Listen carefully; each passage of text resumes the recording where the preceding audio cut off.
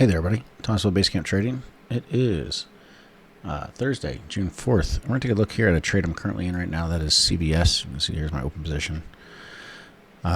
In the August $100 Cs, what we're looking at today, so I really like this on a weekly basis. We popped through on a daily basis, popped through pivot high resistance at 94.18. And one of the other things that kind of tipped me off to look at this was we saw some unusual options activity on the August $100 calls. Somebody loaded about $1 million worth of them earlier today. So not only does it look good on the dailies with that resistance break, but if you pull it out and look at the weeklies are really good because we had this big breakout down here coming off this big inverted head and shoulders.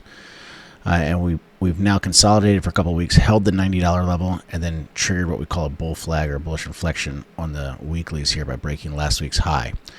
With strong bullish momentum on the MQ super momentum. So our next target for this is going to be around the $100 level. So looking for this to keep climbing. If we can get through 100, we could see this go all the way back up to the highs around 110. So keep an eye on it. This setup gets invalidated if we break back below 89.40. But so far looking good. We'll keep an eye on it in the next couple of days. But I do like this.